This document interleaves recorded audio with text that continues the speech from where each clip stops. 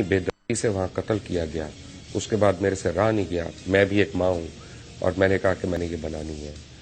और मुझे बहुत शर्म आई, मुझे इसलिए शर्म आई और मुझे मानना पड़ेगा, क्योंकि जब इंसान से कोई गलती हो ना तो उसका इकरार ही जो है वो शायद सबसे बड़ी सज़ा है।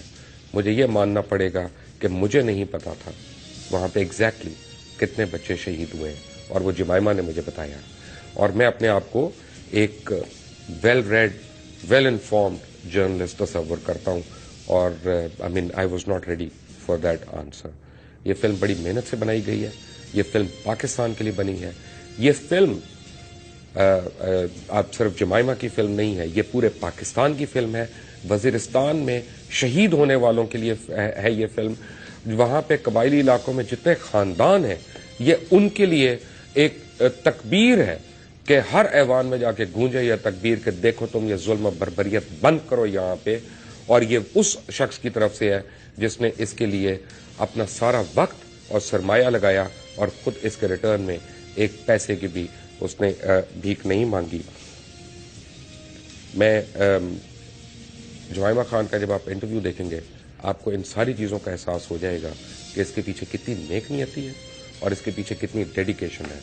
अल्लाह ताला उनको हिम्मत दे, because I am not embarrassed to admit कि पाकिस्तान का कोई भी एम्बेसडर ऐसा शायद नहीं आया जिसने पाकिस्तान का केस इस तरह से प्लीड किया हो और मुतवातिर कर रहा हो और बगैर तनख्वाह के, बगैर बेनिफिट के, बगैर किसी चीज़ के। As a Pakistani, as a citizen of Pakistan, I can only say Jemima Goldsmith, thank you very much. Watch Jemima. We have with us Jemima Goldsmith from London, and Jemima has been instrumental in making this documentary on drones and drone attacks in Pakistan. And it's a very well-made documentary. It's an extremely well-researched documentary, and there's a very professional team that has come together to put this product together, and all for Pakistan and those unfortunate people who've lost their lives or their dear ones. Thank you very much, Jemima, for joining us today. I would like to ask you the first question, which comes to everybody's mind over here, and people have been asking me this question: why Jemima chose to make a documentary or be a part of the documentary about drone attacks on Pakistan? Well, as you know, first of all, Assalamu alaikum, thank you so much for showing the film on ALY. First of all, my association with Pakistan is ongoing. I lived there for close to 10 years. I've got 2 half Pakistani children.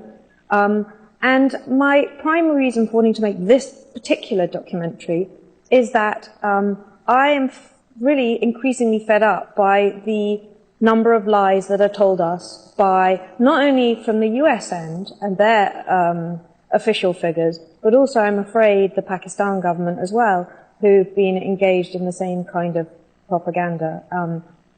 And this film is the real stories about the families of the victims of drone strikes. And we hoped when making this film that when people hear those real stories and they see a human face to the policy, that it would change public opinion and make people understand that it's a counterproductive policy that is causing more terrorism whilst also sacrificing innocent lives.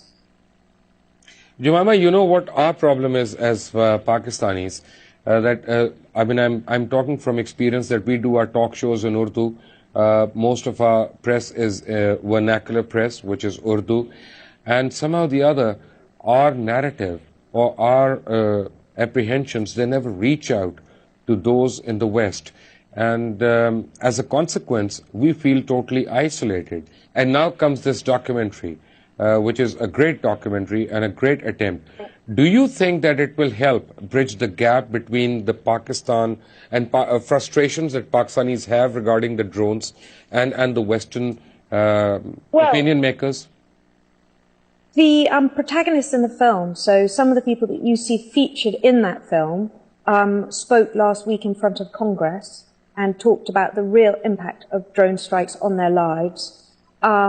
there's been a great deal of press surrounding the film in America, and we've made it obviously not just to show in Pakistan, although it's great that you are showing it on ARY, but we also want it to be shown on American television, and in the UK we have the premiere here next week, and it will be available on YouTube to watch for free in a few weeks. And, you know, you're right. Public opinion in America is very much in favor of drone strikes, but we're hoping that that is because they're fed the same, you know, the usual lies that drones are about, you know, precision and that there's no collateral damage. And we know that's not true. We know because we've met and we've heard the stories about the victims of drone strikes, and their families have come forward. And, you know, we know that 178 children have been killed as a result of those attacks. And that's according to the BIJ, the Bureau of Investigative Journalism. And we know that Amnesty International have come out with a report. And Amnesty International have actually, and backed up by the UN, have claimed they think that war crimes have taken place and they want to see accountability for those crimes. But, you know, our main objective is to show to represent the victim story, because, you know, people have asked me and they've said, well, you know, the film is a bit one-sided. Well, that's deliberate. We've heard the other side. You know, it's all we've ever heard is the official side, the denials, and the insistence that drone strikes are accurate and they don't kill innocent civilians. We've heard that from everyone, from official press releases, right, you know, and from the President of America himself. And we know that that's not true. You know, ARY will be showing this film more than once, I can promise you that. But having said that, I'm very curious about one thing, that there is one basic element missing in the film. And that is that FATA, actually, which is popularly known as a tribal area, is actually part of Pakistan. So that is also an attack on the sovereignty of Pakistan. And somehow or the other, people in the West, especially the opinion makers, miss out that very elementary aspect. Yeah, and let's not forget, you know, that the US is meant to be an ally of Pakistan. So it makes it all the more extraordinary that you bomb your allies. But I mean, I think there is a problem. That's why we wanted to focus on these very real stories. You know, a 6-year-old girl talking about her grandmother being killed while she went out to pick okra in the fields. The reason why we wanted to focus on those stories, because I think there is this disconnect. I mean, you know, we saw Obama in tears when he was talking about the Sandy Hook massacre in America, and those 28 children, I think, who very tragically lost their lives in that massacre. But, you know, I want to ask, why are there not any tears for the 178 children who have lost their lives in America, and a large number of those directly as a result of policies that he has put in place? So I think, you know, there is this disconnect where, you know, brown people far away don't matter for some reason as much as American children, and that has got to change. Now, there's one thing that I fear, that when you were Jemima Khan, you faced a lot of criticism over here for many reasons, and most of that was very unfortunate and unfair, I must add. And now that you're Goldsmith, and you're making this film, or you've made this film on the drone attacks inside Pakistan, that will not make you very popular in the British society as well. So are you aware of that, and still you went ahead, or will you now face that? God, I've long since stopped worrying about what people say here in those kinds of circles that you're talking about. But I'm not worried about that, no, is my answer. Jemima, I want you to tell us and the viewers basically how did the idea come to you? I mean, why did you think of making a film on the drone attacks? 178 children? Right, I mean, you have a great case over there. But at what point would you say that you sort of decided, yes, now I'm going to bring this to the attention of the rest of the world, and I'm going to make sure... Well, I think part of the problem is that because it's a covert war, on the part of the CIA. There aren't really any official statistics. So a lot of people actually don't have the information. I suspect that a great number of Pakistanis are more aware than British people about these wars that are being waged in their name and with their money, essentially taxpayers' money. And because it's a secret war, we don't have the facts and figures and the information. So it's very easy to lie to the public. And equally, it's made even easier because Waziristan is not an accessible place where journalists can't go, and or certainly can't go easily. And so it's, I thought that it was really important to make a film which actually shows the other side and tries to get beyond the figures. So now, when do you screen this in the US? In the UK, did you Sorry? say? We've done the Washington and the New York screenings. Okay. We've got the screening in London on the 6th of November, so the day after tomorrow.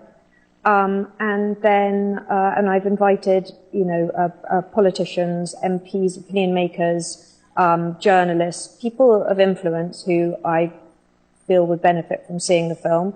Then we're going to send it out to more of the same. And then hopefully people will watch it on YouTube as well, and via social media we can get people talking.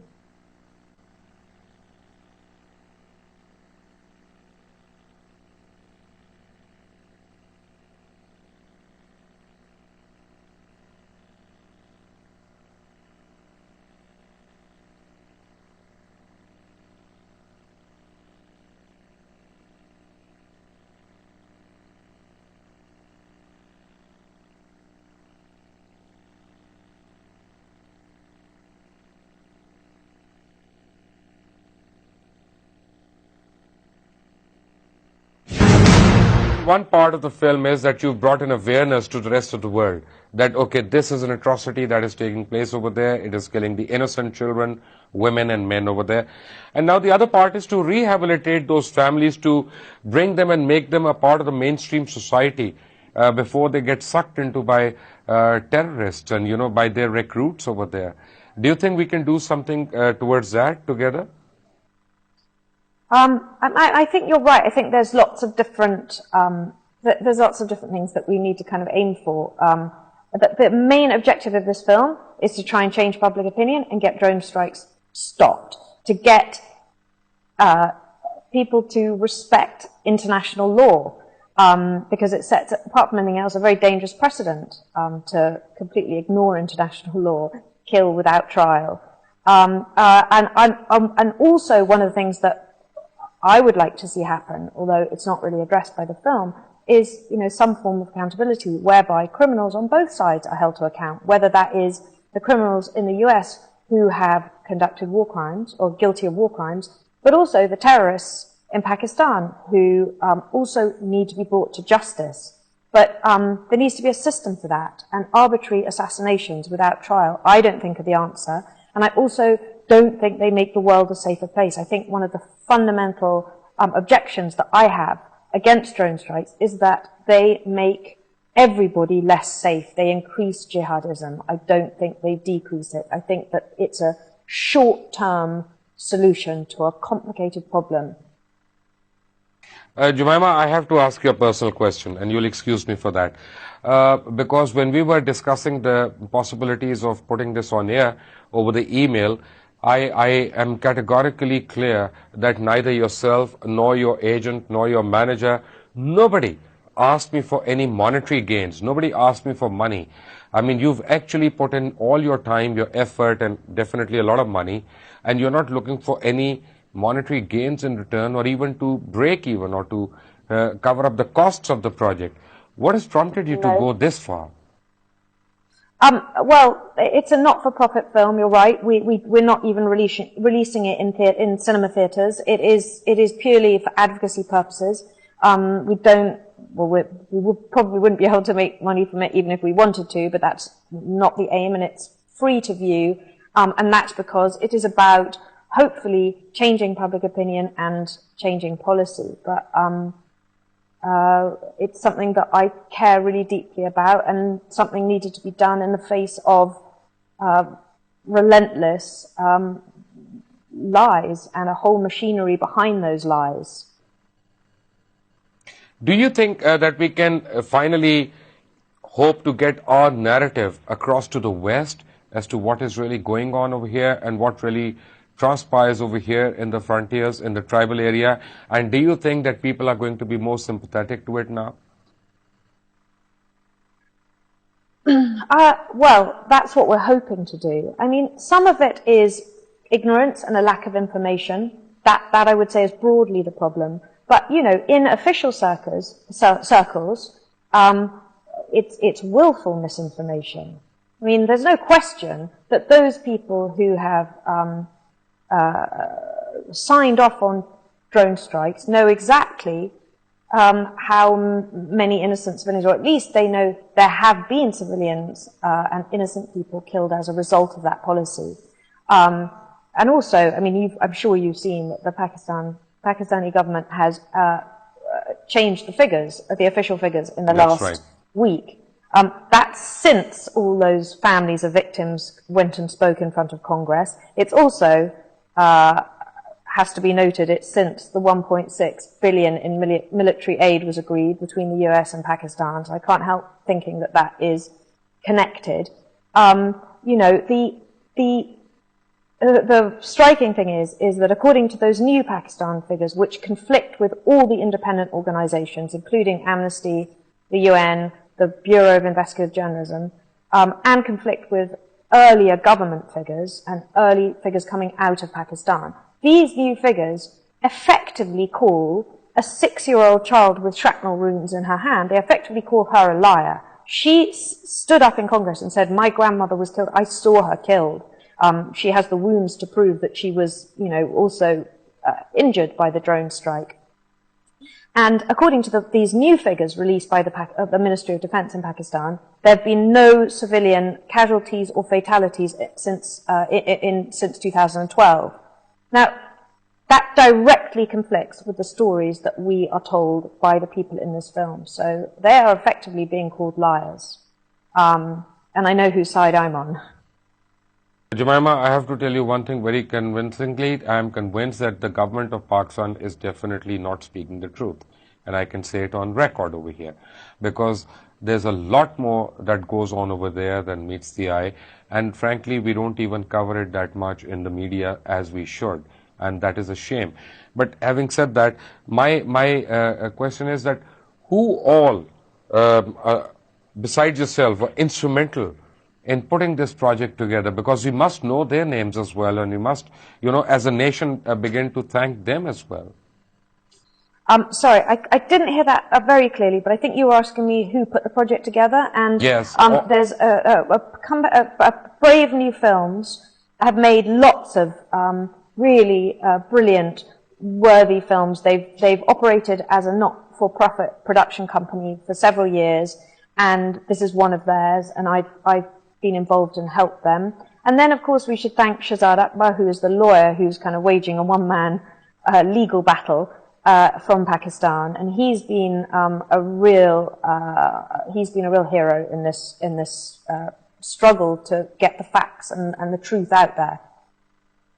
Do you think now that you've put this together and there's it's documented in audio-video genre, do you think that, you know, we can at least plead a case to the United Nations showing this documentary over there and say, hey, this is where you're going wrong. Just, I mean, you may be killing terrorists, fine, but you're killing an awful lot of innocent civilians as well. And please start thinking before you get to do that again. Do you think we have a case now? The film is actually going to be screened in the UN in Geneva, I'm told. That's the latest that we've heard. And we're hoping to show it in universities as well, and we really want it to be shown as widely as possible. I think you're right. I think the message is you can kill what they call high-value targets. No one's denying that there have been terrorists killed by drones, but that's not the solution. No one, I don't think anyone, I doubt anyone will argue that just because they've now managed to successfully assassinate Mullah Masood, that there won't be a new leader waiting in the wings to take over And I don't think anyone's arguing that that assassination will in any way decrease terror attacks either on Pakistan or outside Pakistan. I think we all know that it's very easy to replace a Taliban leader with somebody else who's equally threatening to the security of Pakistan. It's more important that we look at the policy and understand that these drone strikes are creating more militancy, and I have no doubt about that. I mean, actually, you even hear from the young boy in the film whose grandmother was killed and who injured his leg, who said, you know, I want revenge. I mean, we know that revenge is very much ingrained in the culture of the tribal areas. And if a family member is killed, who can blame somebody for wanting revenge, frankly? Jemima, you are an innocent family member. Yeah. You are active on the social media, especially Twitter, and you must read the tweets that come your way. The youth of Pakistan are very frustrated far as this issue is concerned, the drone attacks. And everybody asks me only one question: what can we do? What can we do to, you know, make a difference over here? I'm giving you 3.5 minutes to speak to the youth of Pakistan, and please tell them what they should do or what they can do. Okay, well, we need you to go to americasdronewars.com, which you'll, in a week's time, that the film will be available there to download. And we need you to make a noise about this, to pass the film on to as many people as possible, it's pressure. You have to believe that public pressure can and does make a difference. Yep. And I'll continue to do what I can do internationally in America and in the UK, and to influence people who can who can make a difference. We've already got a lot of support for the film, and we've had a number of politicians who are coming to the screening on Wednesday and who have promised to support us. But for example, on Wednesday, there was meant to be an all-party parliamentary group meeting to discuss the issue of drones, and that was contingent upon the families of the victims coming to talk to them, as they did in front of Congress last week. And we never got the visas. The visas were meant to come through, and for whatever reason, and you can Jemima, you know, sorry, go ahead, sorry. Well, we didn't get the visas, and so therefore the meeting has had to be cancelled, which is a great pity, but we'll keep on trying. You know, there's one thing I had to tell you, and I wanted to say to you, especially on behalf of those living in Waziristan, and generally every Pakistani and myself, I want to thank you on behalf of all of us for taking this initiative and speaking for those unfortunate people.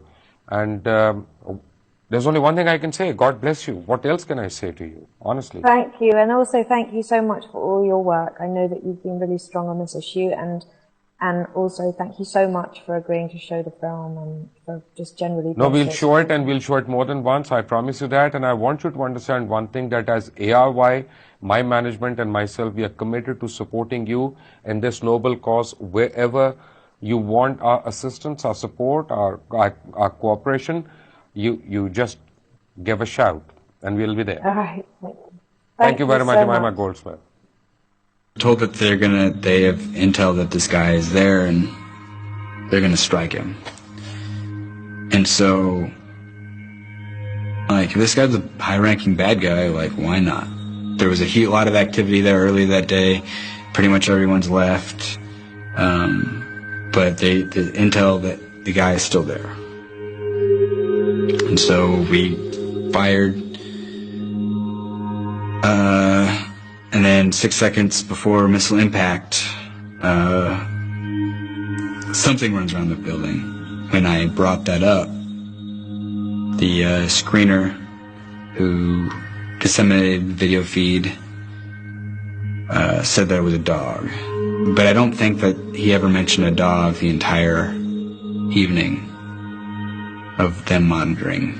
I mean, I was pretty much brand spanking new at this. I'd only been doing it a couple months, so who was I to question? I doubt myself at times, like maybe I was seeing things, but ultimately I believe there was a child killed, and that burden is placed on me. Doing this, I had to really think about why was I here? Why am I doing this? I was pretty religious at the time, and I went and talked to the chaplain, and under the orders of my commander, actually, and I got nothing out of it. He was just basically like, it's God's plan. It's God's plan for people to die. Like, I don't want to hear that shit. I didn't feel like I was a part of anything good or wholesome or healthy or contributing to the greater good. I felt like I was destroying myself. I was taking who I pictured myself to be in my head and chopping it down and breaking it down, taking a sledgehammer to it. And it crumbled.